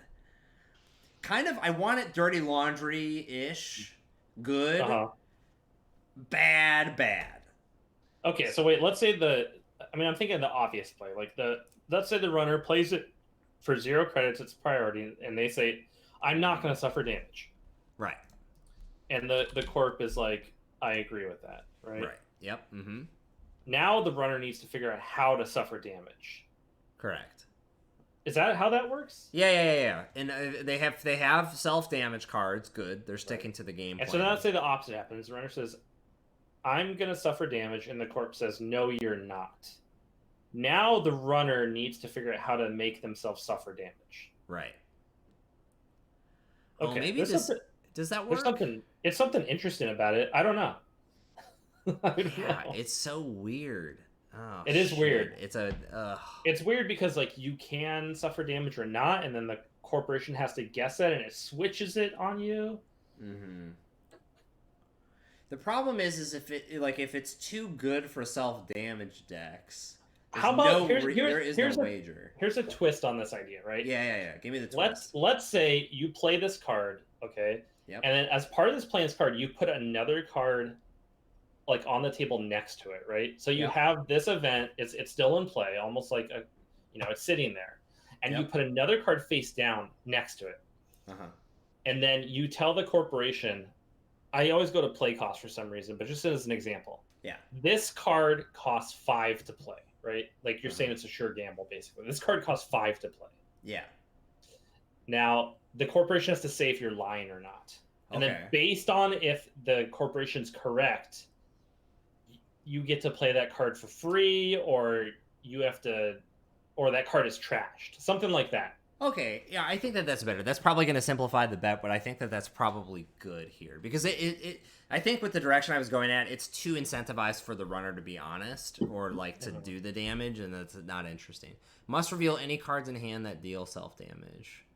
I think it's too narrow. No. Okay, so why don't we do this? Okay, so what I'm trying to get at is let's say you are at 0 credits, right? Yep. And you want to play the sure gamble. Yep. So you play this card, which is 0 credits, and it says like put another card face down on the table, and then you say 5, like it's 5 credits to play. I'm not telling you what the card is, but it's 5 credits to play. Yeah. And the corporation has to decide if you're lying or not. Mm-hmm. And if the corporation says it's not 5, you reveal it, it's 5, you get to play that card for free. Right. So now you go from 0 credits to 9 as a 2-card combo. Okay. I like it. I think it works. And then, but if the corporation guesses you right, if they say, yeah, it does cost 5, you reveal it, now you trash that sure gamble. Yeah, okay, so we'll call this rewarded honesty. And so it's going to be, so it's a priority, and the play cost of this card has to be low, correct? I think it's probably 0. Yeah, right, okay, yeah. 0, okay. So this is going to be, should this be from the hand or from the top of this? Or no, maybe we say I think the runner gets some control over it. So right, yeah. I think it's just when played, the runner puts another card from their grip face down next to this card. What if it's this? Table, what if it's the runner has a choice of looking at the top card of the stack, or so they get to look at the top card of the stack. They can choose the top card of the stack or something from their hand, put it down, do the thing. Sorry, I was just delay you longer? It says that the Twitch delay is a bit longer. I don't know. Oh, maybe. All right, we're gonna do a quick test, so we're gonna know how long the delay is. I'm gonna say a word. As soon as somebody out there hears this word, you're gonna type the word in chat, okay, as quickly as you can. And the word I'm gonna say is banana. Dude, I thought you were gonna say toast, but you did. Oh, no, the delay is like 2 seconds. Yeah. Oh, yeah, real fast. Oh, wow. Yeah, okay. It's there. Yeah. Okay. I don't know. That seems like it's adding like an extra layer of complexity that I don't know that needs to be there. Okay. All right, then let's just say okay. So I think this card base level is gonna be really good because you have a 50-50 chance of playing a sure gamble for free. Right. Okay. Place one card face down from your grip. Name. Yeah, I guess. Well, I was gonna declare. So it could be the card itself or the play cost. It just depends how much, I don't know, how tricky you want it to be. No, I think it should be play cost. Declare the play cost. The corp declares honesty/fib. We have this in the abbreviated rules, or we'll have this. If honest, play/install the card for free. If fib, it's got to be bad. Well, I was saying it just you trash the card instead of playing it. I think it's got to be more punishing, slightly more punishing than that. Really? That seems pretty bad. I guess. Smoked, you nerds. If it's trash the card, this is super dope with bin breakers. I know, but there should be little rigs like that. Maybe it is okay if fib trash the card. All right. I mean, it's Let's start there. It's basically a 50-50 chance to install the card for free. Yeah. Or get it. But if you don't and you just trash the card, you just spent a click and 2 cards for nothing. Yeah. All right. That's okay. That works. So I think it's pretty high stakes. It's subtle, but I think it's pretty high stakes. Okay. Corp, NBN, ICE. Let's think about this. Oh, yeah. Okay. There's definitely things that we can pull from this. I kind of want...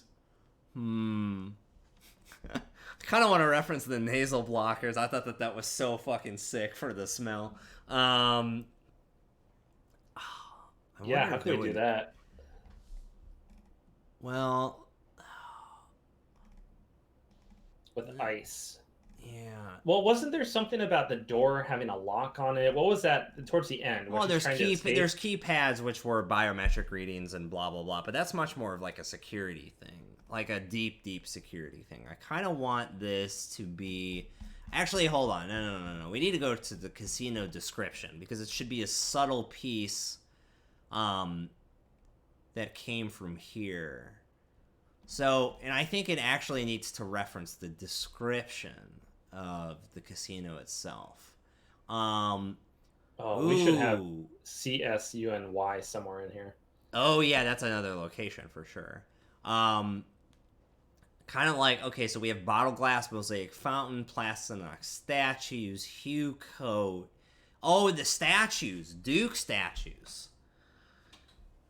Maybe something like if it's okay, we got that. Okay, so what if this is? What if it's some kind of advertisement for the Duke? Yeah. Okay. So an ice advertisement of the Duke statue, okay, so, like holographic Duke statue. Yeah. Like Holoduke. Holodukes. Holoduke. Okay. So we want this to be a code gate for sure. And I wish Gaudy was a subtype. That would be super hilarious. Because it's just if you want. Yeah. I think we want. Let's see if there's something here. I don't know if there really is necessarily. What's the Duke Nukem reference in Holoduke? Was that a Holoduke also doubles ability that Duke Nukem? I don't actually know. Do you remember that Duke Nukem game that took them about a decade to release? Oh yeah, dude, that was so sick of a disappointment. Oh, people had really fun streaming that game just because how terrible it was. So honestly, I think it was a successful game as much as it wasn't. Was that Duke Nukem Forever? Or... Yeah. So okay, when do you think that game came out? I'm 99% positive it was during college. So I want to say it was. I want to go with like 2012. Very close. 2011. Oh, it was 2011. Fuck. Okay, I almost said 2011. I was like, almost no, a little bit more. Decade since Duke Nukem Forever came out. Damn. I don't even know how to process. Frankly, I don't want to process that. I remember just like that being a big deal. Like that game was in development for years, you know? It was in development for 15 years. Yeah, I guess so. If they started right after Duke Nukem 3D, yeah. I think it's crazy. Anyway. The thing that I thought of when you said Duke Nukem 3 and trying to guess time, I was like, when did they find Saddam Hussein? I think that was a very similar timeline, to be honest, too. But I don't know why. They must have found Saddam Hussein like 2003 or something. No. Wait, what are you talking about? Found Saddam? Like cat? Oh, maybe this was Osama. When they found him in that little hole, you mean? Yeah, that was during college. Maybe it was Osama. Okay, this is important. Let's figure this out. Yeah. Hold on. I'm searching Wikipedia for a hole right now. Oh yeah. Oh, maybe it was Bin Laden. 2003. Oh, okay, it was Bin Laden that I was thinking of. Sorry. Yeah. Bin Laden, what was around then, I would guess. Yeah. That's right. Okay, I do remember that. Okay, yeah. All right, advertisement, code gate, Holoduke. So I think that it should just be like a cheap piece of ice, but something like if a wager happens, it has a passive thing, just period. Oh, okay. Yeah. Okay, so this should just have like. That's interesting. So like if a wager happens, it has a trigger on it. It does something. Yeah, like if it's just rezzed, it's just contributing. So maybe this should just be like it should just be like 3 strength, nothing too big, nothing too bad. Cost maybe 1. Just a little something. Like there's a little money thrown at it. Just in one subroutine to do something. Yeah. And then we need, how did we annotate subs on here? That's a good question. I thought there was a character here that had the arrow. Why am I not seeing it? Oh, I just did dots. Okay, that's fine. Okay. So this is going to say I think it should just. Oh no! Look, there's a special way you do it. Here, I'm gonna put it in that. Oh yeah, go ahead. Okay, let me put it in there. So there's subroutine and the run. Okay, tight. And then BR is a line break. Okay, cool. All right, so let me just do this and copy this. Okay, so then what we want to do is, if a wager is, you may spend additional credit because the Duke is skimming from all the gambling. Right. Like I want it to be kind of constant too.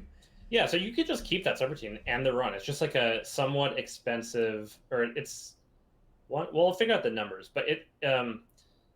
So like Enigma is what 3 strength. 3 to res and it's 2 subs, but we don't. It's 3 to res, 2 strength, 2 subs. I think it's 1 to res. 3 so strength. It's cheap. 3 strength, fine. 1 sub, and then the passive effect. I think that works too. Yeah, I think this would be really good. Yeah, okay, all right. It could be subroutine, the corporation gains 2 credits instead of end the run, something like that. We'll fucking... Just to play with this advertisement aspect a little bit more. Oh, okay, so... say end the run unless Unless the runner pays 2. Sure, that's fine. All right, that's cool. And then this passive ability. Right, and then this is. There's not a lot of ice that have some passive ability, right? This is I know that's innovative. I feel. Yeah, iteration. Oh, Joe Shop. What up, baby? While rezzed, gain 1 credit whenever a psi or wager occurs. Yeah, you don't need the when rezzed thing. It just that's implicit. Oh, okay. Also, maybe we should just restrict this to wagers. Only because. Yeah, it shouldn't do side game. Yeah. Okay. Yeah. Gain 1. All right. Put another space between these 2 abilities. It's sure. Yeah.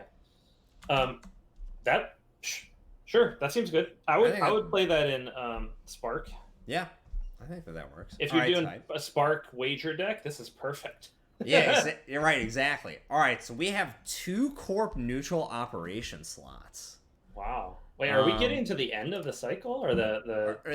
So that would technically be the end of Data Pack 1, but I think that we can, effectively, I think here's the deal, because I have like a little bit of a tighter timeline tonight. Oh, okay. So why don't we definitely fill these 2 out, see how much time we have, and then maybe do like another 2 or 3. We've done this is a lot of cards we've done so far in this set. Because it's on line 81 and we're on line 31 right now. Yeah, well, I guess we're kind of like we've done 50 cards already. Yeah. If I'm understanding this right. Yeah, but I want us to just keep going because I think there are some that we're gonna want to remove or change or combine stuff like that. No, I guess my point was just I think we're past Data Pack 1 at this point. Oh no, we're definitely past Data Pack 1. 100%. Yeah, I'm trying to line it up like theme wise too because I want different chunk. Like I kind of want like 15 wager cards ish type of thing. Yeah, exactly. Right. We'll get there. Wages are sick though, and I don't think it'll be too hard given how sick the card type is. So, okay. All right, so then neutral operation, but this is for the Corp.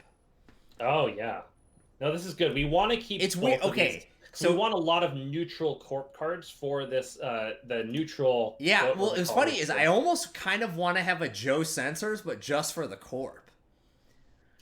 Oh wow. Maybe it's not when neutral cards are played, but it's like whenever it's an asset. It has an insanely high trash cost, and it's like whenever the runners the first time each turn the runner spends at least 1 credit, gain a credit, something kind of like that, where it's like it's making money off of the money. You know what I mean? Maybe that's not enough. You know what it could be? When you say that, what comes to my mind is. Like the machine or the credit card processing companies. Oh, what if this is an asset that is a credit card processing company? And so they're installed in Joe Sensors, in the casino, and all these places, right? Yeah. They scan the chips in your phone or whatever. Okay. Cripe says, when you res this card, gain 20. If this card is trashed by the runner while rezzed, pay 20. If you cannot, you lose the game. We have so many lose the game conditions in this. God. Okay, so here's, I mean... All right, so I like the theme. So you have the theme. So let me okay. I'm trying to think of credit card conglomerate, CCC. I don't know that. No, that doesn't work. Loan from loan from Cabby. Oh, wait, loan from Cavis. Ooh, that's oh fuck. Wait, who's Carvis? That's Zach Cavis. There's a whole meme on that. The TLDR is they wrote his name incorrectly for a regional, and it was Zach Carvis, and then it turned into this whole thing, and it's Jack Carvis. Sorry, yeah. Okay, loan from Jack Carvis is absolutely happening. Loan from Cabby is pretty funny too, but either way. I want Zach has done an immeasurable amount of stuff. You know what would just be a cool Netrunner card? Because Netrunner has always had this cool aspect where you have this economy that's like it's not linear. You know, like you get 3 credits from Green Beans, you get 4 from Sure Gamble, etc. So something where like it's priority, right?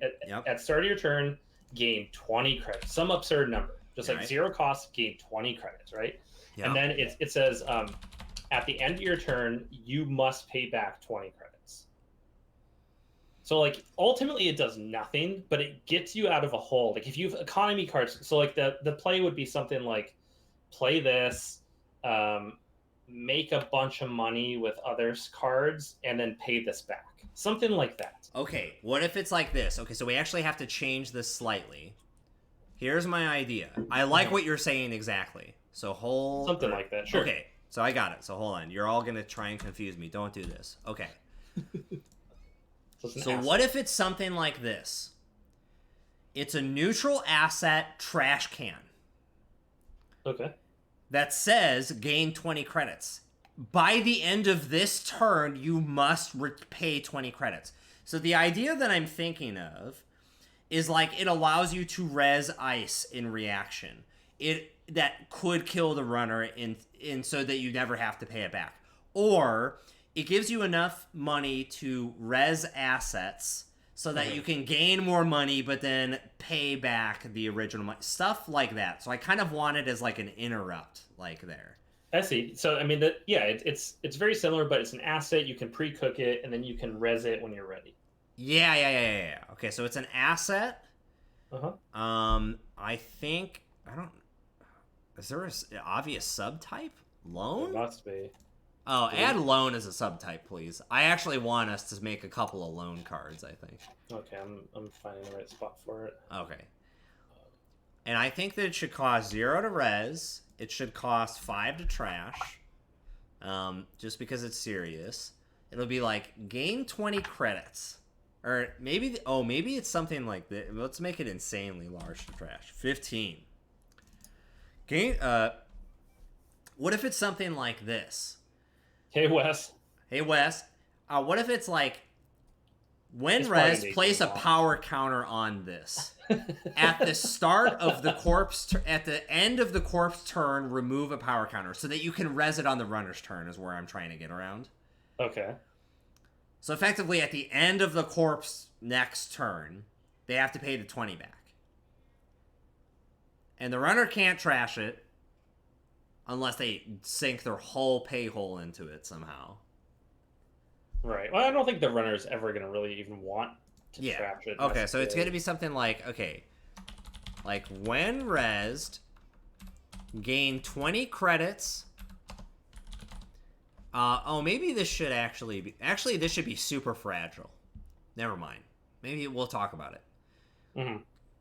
0-1, because if the runner trashes it, then that kind of fucks the corp. Maybe they don't have to. Maybe we'll make it untrashable by making it so that like it would just be a benefit for the corp. Then. Well, okay. I mean, the original idea was just one res, gain 20 credits, or just I think one power.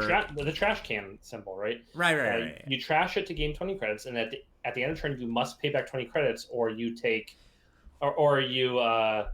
You lose. Well, so the thing is the dumb thing about this is the only dumb thing about Netrunner, I think, but maybe it's not secretly dumb, is like the corp is incentivized to res cards at the end of the runner's turn. I don't want them to get fucked by that. I want them to get effed at the end of the corp's turn.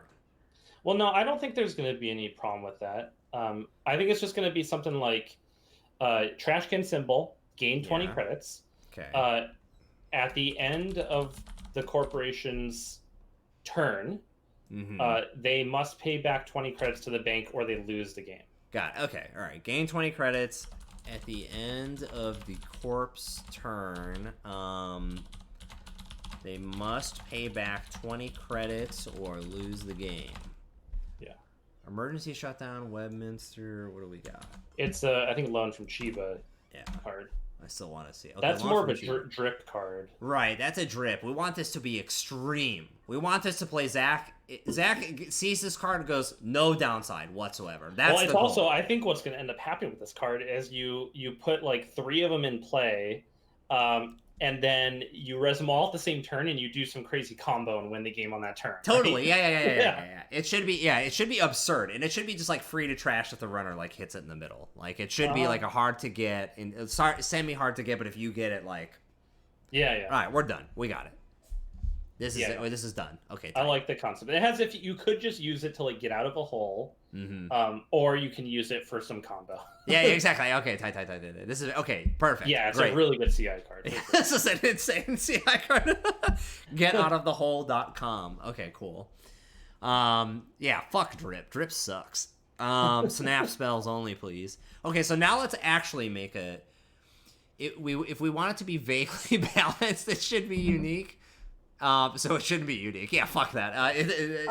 I think it's fine. And it's low trash cost, which I think is the right call, because now if you want to assemble all 3 in play ahead of some combo turn, the runner can just trash them. Yeah, so, you earned it if you had 3 on the table. Yeah, I think it's fine. Okay, cool.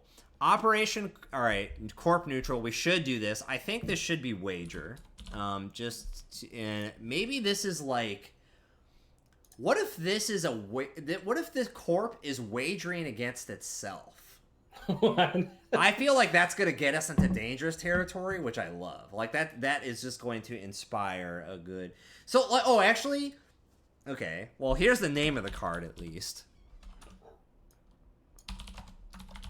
It should be called Sure Gamble. And I think it should be 5 to play. This should be a transaction just in case of any Brian Stinson. Okay. So how can we make this wager like even more obscene? Okay, maybe it's something. Maybe we do this. Okay, let's do this. Or the goal. All of the runner. I'm going to Babe Ruth an agenda this turn card are terrible. But what if there's one for the corp that encourages stewing, which is something that you like? And for like those fucking nerds that can't stand 5/3s or stuff, you stew it and earn it the right way. So what if it's something like that? Sure gamble. Play only if it... Oh, go ahead. This has got me thinking that we should do a corp card that triggers off of the runner playing Sure Gamble. Sure-ist Gamble? Because what's funny about that is like it's such a narrow card, but it will get used 100% of all games. It should be a corp identity. Like every time the runner plays Sure Gamble, gain 10 credits. You would make 20 credits on average. Okay, Sure Gamble. This says... Play only if an agenda was scored this turn. On the runner's previous turn, yeah.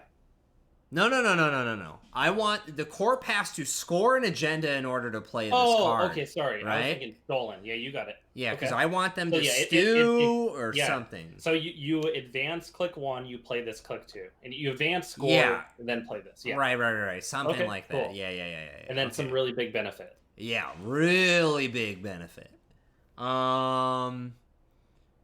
Isn't that targeted marketing? Oh, what I was talking about? Yeah, kind of. Don't worry about that right now. You smartass. No, but that is true. That is no, that's very true. No, but that's a good point. Needs to be a triple. No. Incorrect. Well, if it is a triple, you could go even harder on it. Well, okay, if it's a triple, it has to be like game defining, like true Exodia. No, I mean that's exciting, right? Because like then if it's a 4/2, you have to get it advanced up to 4 times, and then on the following turn score it, and then play the triple. Okay, hold on. Table that. Hold on. Let's decide on what the positive effect is, and if we want to turn up the gas, then that's how we turn it up. Yeah, sure. So like, okay, one obvious thing would just be put this in your score area as an agenda point worth 1 point, right?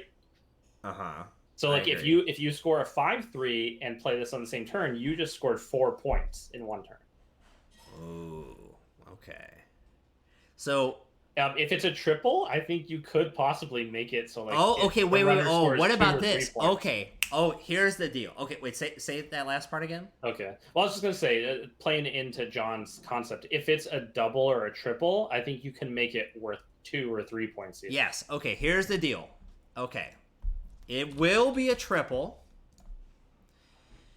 Sure gamble. Play only if agenda was scored this turn. Gain credits equal to the advancement Okay, so you make your money back. Requirements of the scored agenda, and add this card to your score area as an agenda worth 2 points. Sure. Base level, that seems pretty good. Okay. Do we think it's not good enough? Okay, let me think about this. Okay, so do the quick numbers: 1, 3, 4, 2, 5, 3. So you're gaining a credit and getting 2 points. 2 credits, 2 points. 5 credits, 3 points. Oh, sorry, I did that wrong. The credit aspect is not the most important part of this, because it's really just reducing the play cost. Right. You're scoring. It's kind of like you're getting the refund for the agenda, right? Kind of, more or less. Yeah, currently the play cost is 5. So if that's the case, you're just recouping the play cost. Oh shit! I thought I had switched this to 3. Okay, I wanted it to be 3. Yeah. Sorry. You're good. Excellent call out. Yeah. Yeah, I don't know. It's I think you can make the play cost 0. Okay. So then we don't have to worry about the card. Sengren says, I was thinking a current that accumulates counters if you have an agenda on the table. That's also like, it's either like too much non-hidden information. This is really good because it also can work for things that are like advanceable traps that failed, you know? We're just making a CI a real deck again. Yeah, but, you know, better than Riziki. Be careful. Yeah. No, it's yeah, because I don't know that CI. I don't think CI is going to come together in this draft we're doing, right? Right. So I'm not worried about that. This is more like the intent of this card is, you stew an agenda. Mm-hmm. To go crazy on this, I think what you could do instead of the credit aspect, okay, you could say something like gain clicks equal to the number of agenda points on that agenda, or something like that. Oh, interesting. The number of advancement. Yeah. Well, I think it would gain clicks to the points scored, right? I think is probably the like. Yeah, but then I don't know. I think that maybe that messes too much with that. I like the purity of it, like being like, I'm gonna delay scoring this to next turn. It's a gamble, but then if I do that, I get a big payout. So I think keeping it simple. It's just like play only if an agenda scored this turn. Yep. And then it's add this to your score area as an agenda worth 2 points. And that's it. Put that in there and let's see what that looks like. So no gaining. It's just play if an agenda was scored this turn, add this card worth 2 points. Yeah. Is that maybe it needs to be worth 3 points or something? I don't know. I think it has to be like 3 points at that point, and it should probably have a play cost then. Is this not good enough? It takes your whole turn, 3 takes your whole turn for no 2 credits. I mean, it's your whole point for 2 points. It's your whole turn for 2 points. Then that's worth it, right? Yeah, Wes is saying this card is busted. I think it might be really, really good. I guess as 2, it's really good. It's 2 points. A lot of these cards are 1 point, right? Yeah. I think the other one that's 2 points is the one where the runner the corp can sacrifice one of their agendas to prevent you. Mm-hmm. That's fine though. The stuff like MCA, that's a fine edge case because if you got MCA, this card is insanely busted. See, they're all telling us it's busted. Okay. And we're wanting to tune it higher. I think it's good. Okay, why don't we say it's... I like how simple it is. What if it's 4? 4 play cost? I mean, I think that's fine. Because then you're averaging it's a 4 that you scored a 4-2 agenda. Uh-huh. Oh, okay. Yeah, I like the logic of that. Imagine playing that. That's kind of sick, though. Wait, does that let you ignore all? No, it still. This isn't an additional cost. Yeah, this is like you can only play it if an agenda scored this turn. I do love the LOL of like AD fucking this up, but nonsense. Yeah. I think this card is cool. I think this card is fucking sick. Okay. And I do like that it rewards. I mean, it's just like, it's not even unique combos. Like, if you just play this after like stewing an agenda, you just scored an extra 2 points. That's really good. Yeah, that's insane. Okay, I agree. Oh, here's how we could also fix this, or not fix this, but make this better, or maybe it has a reasonable trash cost. Like, if the runner accesses it, like they could spend a Jeeves, right? Yeah. You could put a trash cost in. I don't think it necessarily needs it, but you could. Yeah, we'll add one. Okay. Okay. All right. It is 7:55. The problem is, I want to keep going, but I really can't tonight. Okay, so I think here's what we're gonna do is this though. All right. So. First, let's do this. Why don't I propose this? So we made 1, 2, 3, 4, 5, 6, 7, 8, 9 cards tonight. Why don't we do this? Is next week? Oh, first, can you stream next week? Let me think about that for a second. I think so. Okay. Yeah. I can, yeah. Okay, so why don't we do this? Next week, we do a half stream. Or 75-25, whatever it takes. And I think it'll be easier because what we could start kind of right away is we make 6 more wager cards and then do a normal deck construction stream. And then the following week, we either do another data pack. Or no, I think the following week we do Crusader Kings 3. Okay. And then the following week we'll do Data Pack 3. That sound good? Sure, yeah. I'm putting all this into the calendar. Okay, that'll give me a lot of time also to get I've really been meaning to get the other cards in here. This is a real effort. But I do have everything. Don't worry. It's gone nowhere.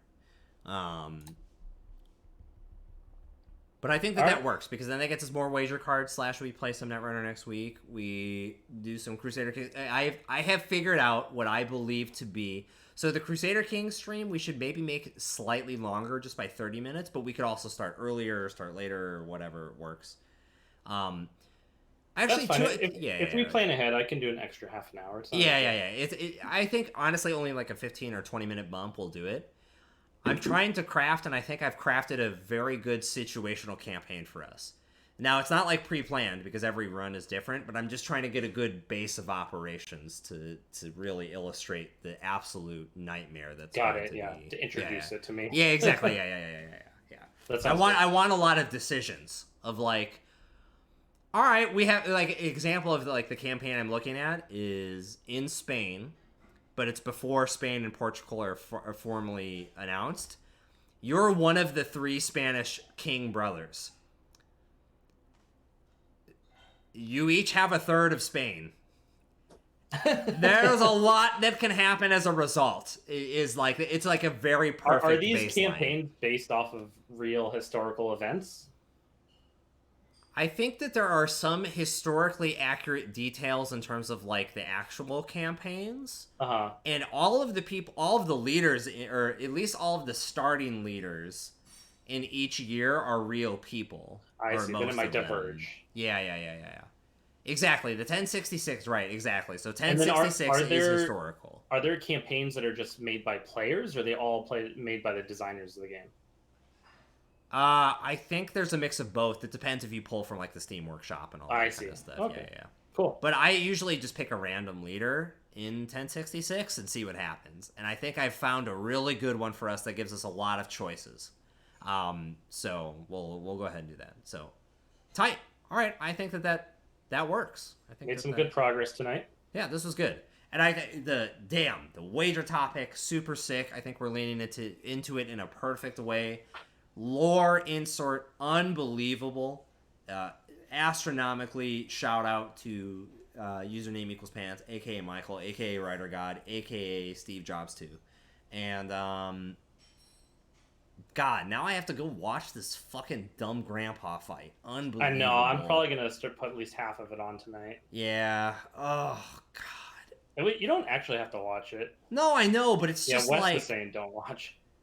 Do not watch. No. I have to, though. I have to. I feel the compulsion too. I'm gonna do it. I'm gonna do it. But yeah, don't you worry. I know. But it's kind of a check-off list.